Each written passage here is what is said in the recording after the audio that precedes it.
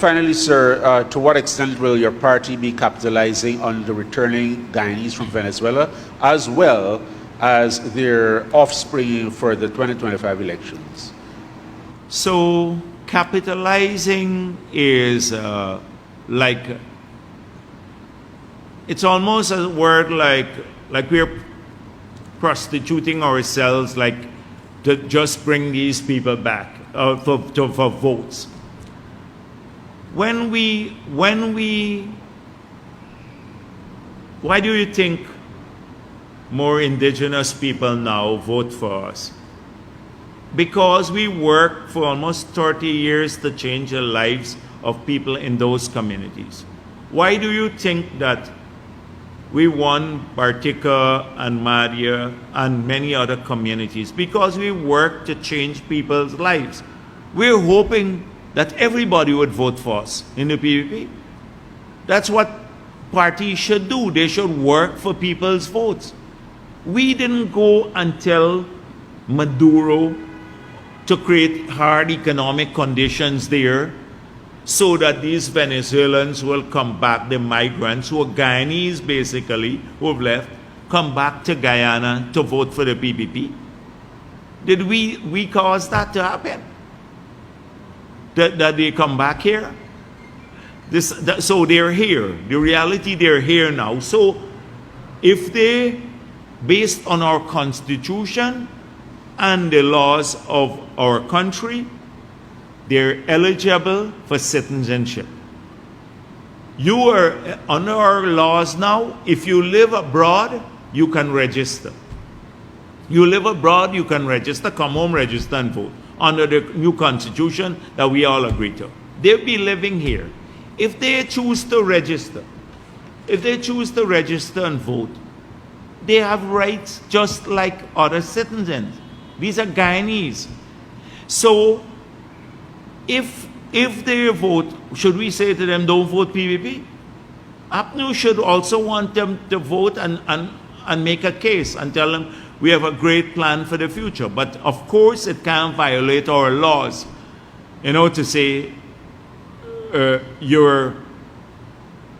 you vote for us, we'd allow everybody, whether you're eligible for citizenship or not, we'll give you citizenship. You have to have a criteria, the established criteria that we didn't establish, that we historically been established for citizenship here. Oh, so what's wrong with people who are Guyanese voting for you if you work for that vote? Why should a political party not do that? Every political party. If you start working for people to support you, then every day you, rather than make these nonsensical statements or sit in your offices like APNU did in the 5 years, they wouldn't go underground, then they would have gone underground and kept their promises to the people that they made promises to. We are keeping our promises because we want people to continue to support the party, the PPP, and change this party. What's wrong with that?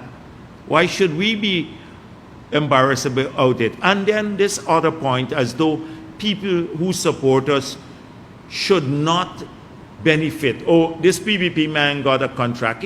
Many of these people are contractors. So what if they bid there and then citizen just like anybody else and they get a contract? Oh, the hits and jam people got a contract because somehow they may be pro-PPP. So they forget the argument, oh, we're not giving contracts, that's what they're saying to any Afro-Guyanese. Oh, they got too big a contract, it's nearly 400 million now, because they may be pro-PPP. As though, I'm not saying they are, but as though pro-PPP people must not have anything to do. This is pure nonsense. And it's trying to put us on the defensive, and we are not going on the defensive on this. All Guyanese are eligible for all the benefits. We don't do litmus tests like they did. You check the people who got contracts on the APNU. They were not going through bidding process. You have a bidding process now. So however flawed it is, it's a bidding process. At least you have records that could be analyzed.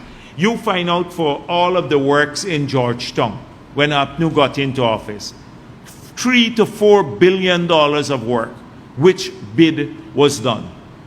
in New Georgetown. You go back and check that period. Nearly $4 billion of work. They just call in their people connected to them and then just handed the contract to them. So I said before, it's not like we tell the people to flee to Guyana. But that's the fear of APNU. But it's not a real fear because you can work with people to get their support. They need an excuse for losing elections.